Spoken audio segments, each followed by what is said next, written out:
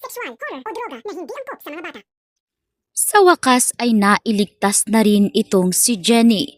Subalit tila naging hopya si Jenny sa kanyang nararamdaman dito kay Nate. Sinubukan kasing magpaliwanag ni Nate tungkol sa nangyari at matindi umano ang kanyang pag-aalala dahil sa nangyari kay Jenny. Siya rin ang nagkarga kay Jenny sa ambulansya. Kaya naman malaki ang pasasalamat ng dalaga sa binata. Sa kabilang banda, dito na nagdesisyon itong si Megan. Napuntahan si Jenny at kamustahin. Dinatnan ni Megan na naroroon din ang ama ni Jenny na si Perry at ang ina nitong si Minchie. Dito sinubukan ng ayusin ni Megan ang lahat at nakipagkaibigan na rin ito kay Jenny. Iniabot ni Megan ang kanyang mga kamay at dito niya sinabi na friends. Kaya naman tuwang-tuwa itong si Dara dahil matagal niya na rin itong hinihiling na makipag-ayos na si Megan at makipagkaibigan ito kay Jenny. Kaya naman dito ay mangiyak-ngiyak itong si Minchie dahil sa kanyang nasaksihan.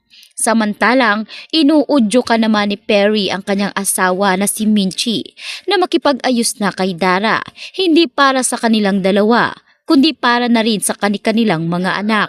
Mas magiging ayos umano ang lahat kung makikipag-ayos na rin si Minchie kay Dara dahil siguradong magiging smooth ang magiging trabaho nitong si Jenny kasama si Megan. Sa kabilang banda naman, dito nga gumawa ng malaking surprise si Megan at kinuntsaba pa ni Megan ang grupo para sorpresahin itong si Jenny sa pagbabalik nito sa Yumi Group. Tuwang-tuwa si Jenny at hindi siya makapaniwala na sa pagkakataong ito ay magagawa nga ni Megan na makipag-ayos dito kay Jenny. Samantalang sinubukan na nga ngayong kausapin nitong si Dara, si Minchie at personal niya talaga itong kinausap. Sinabi nga nitong si Dara na handa siyang makipag-ayos kung gugustuhin umano ni Minchie. Wala na umanong alinlangan at puot galit ang nararamdaman ngayon ni Dara sapagkat mahabang panahon na rin ang nakalipas. Hinawakan nga ni Dara ang mga kamay ni Minchie. Ito ay isang senyales na sinsiro umano ang pakikipag-ayos ni Dara kay Minchie.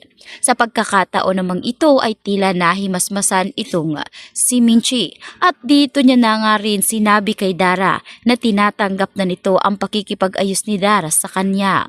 Kaya umuwi itong si Minchie na masayang masaya, buo ang loob at siguradong sa pagkakataong ito ay magiging maayos na ang grupong Yumi dahil na rin sa magkaibigan na itong si Jenny at Megan. Habang dito na rin magsisimula ang mga panibagong grupo at collaboration ng Yumi Group kasama itong si Jenny Sikat at itong si Megan. Maayos na rin ang mga fans ng mga kani-kanilang grupo at dito rin sinabi nitong si Megan na kinakailangan umanong magsagawa sila ng mga panibagong proyekto upang sa ganon ay mas makilala pa ang kanilang pangalan. Kaya naman dito ay nagplanong mabuti ang mga produksyon ng naturang grupo at dito nga sasailalim sa matinding pagsasanay itong si Jenny at itong si Megan dahil sa marami na umanong nakikipag-collaboration sa kanilang grupo at marami na rin ang kanilang magiging proyekto. Masyado nang abala ang kanilang mga schedule at halos hindi na nga makita nitong si Minchie at Perry ang kanilang anak. Naiintindihan naman ng mag-asawang Sikat ang sitwasyon nitong si Jenny, lalo't ito na ang tamang panahon, lalo pat nagiging matunog na ang pangalan ng kanilang anak. Anya pa ni Perry na ito ang hinihiling niya na sana ay maging maganda ang takbo ng buhay nitong si Jenny. Biro pa ni Perry na magiging maayos na ang kanyang pagpanaw dahil sa itong si Jenny ay nakikitaan niya na nga na magiging maayos ang buhay nito sa hinaharap. Nagpapasalamat naman itong si Minchie dahil tumayo umanong ama itong si Perry para kay Jenny kahit alam nila pareho na hindi nga anak ni Perry itong si Jenny Sikat. Ganun pa man, sinabi nga nitong si Perry na wala umanong magiging problema. Ang importante sa kanya ay mapalaki niya umanong tama itong si Jenny.